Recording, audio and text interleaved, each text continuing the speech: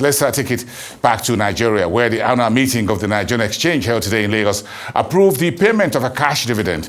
The meeting also confirmed Temi Pokuola as the substantive group CEO of the Exchange Group, while the shareholders also okayed plans by the directors to float a 10 billion naira rights issue as part of the company's recapitalization program. Let's give you a piece of that meeting.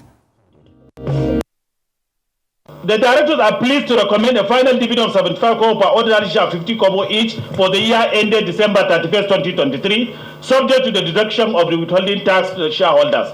I hereby move that a final dividend of 75 kobo per ordinary share, 50 kobo for the year ended December 31st, 2023 be declared and paid to all shareholders whose name appeared on the register of members of the company at the close of business on Tuesday, 26 March 2024, subject to the deduction of the appropriate withholding tax. The issue of attending board.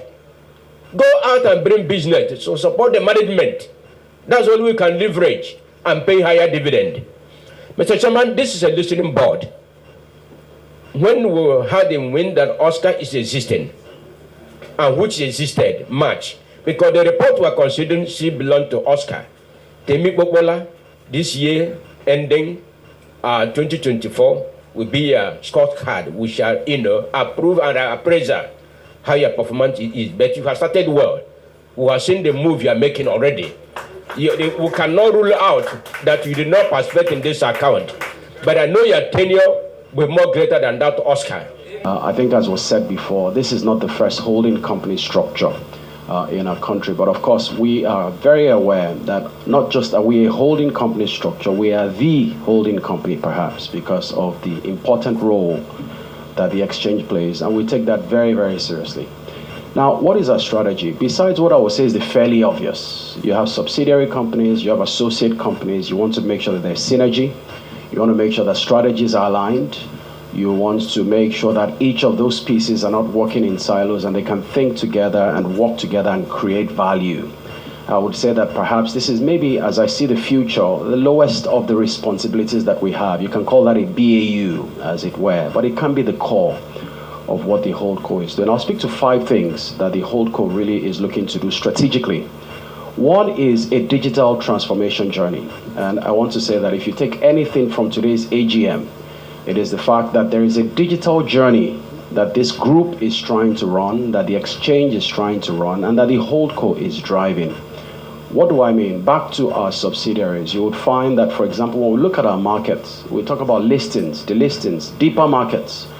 One big gap is technology. Look at the broader financial markets. The broader financial market consumes technology. On this phone right now, you can open an account with any of the new digital banks in 1 minute. You download their app. In 1 minute, you will move money from your traditional bank account to that account and vice versa. I tried it. Why are our capital markets not in this direction? And the way to do that then is we're aware that every one of our subsidiaries, of our associate companies, needs to consume technology somehow. And there is no better entity to drive that than the holding company. So what do I mean? For example, we have a unique opportunity in front of us now with the capital exercises that are coming up, the capital raisings that the central bank has announced. Outside of the financial community as well, there have been many capital raises that have been publicly announced, right issuances, public offers. We want to make sure that for the first time in the history of our market, every single one of those offerings will be digital. And how do we drive that? It means that the operating exchange can speak freely to another associate company, CSCS, for example. It means that those entities can speak to registrars through technology. So without going into too much detail, we will be launching very soon an application that would allow these public offers to be distributed to any Nigerian as long as you have a bank account. So for the first time, you'll sit on your device, log into maybe your bank account, and you'll be able to invest in a public offer with a few button clicks. You'll be able to go to Quick Teller and look in there as you're paying your bill and see that there's an offer that you can invest in. You'll be able to go to any of these digital banks, and as you're doing your business there, be able to invest. You'll be able to come to NGX website, click on a link, and be able to invest. For this journey to happen, the holding company has a digital journey that we're trying to drive, because to drive efficiency and alignment with the subsidiaries, that's where it's best situated. Now, number 2, related to technology. it is very clear to us that the future of this group is technology. Ultimately, this is going to be a very technology-heavy entity, and part of our structure, our strategy then, I think was spoken also, is to create, for example, new subsidiaries. We are looking to have a subsidiary dedicated to technology. Why is this important? When we're building tech products, we want to be able to export those products, for example. We want to be able to think about how to commercialize those products that we are building. We're looking at our exchange. We're saying that there are challenges we face that many other exchanges globally, across Africa in particular, are facing. One example is trading engine. Most exchanges in Africa are paying hardcore dollars for their trading engine. If NGX can solve that problem locally, we can export that across the continent. If we can solve this problem of the primary distribution or the rights distribution I spoke earlier, why can't we take that to Ghana and to Ethiopia and to other exchanges? This is the heart of the second piece of our strategy, which is how do you commercialize technology? How do you build technology solutions that solve problems and that you can commercialize? Number 3 is what I call inorganic growth. We have a very strong strategy. You cannot be Africa's preferred exchange hub being localized.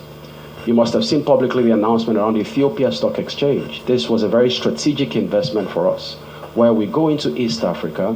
One, of course, we help the continent because we're seen as a big brother as far as capital markets are concerned.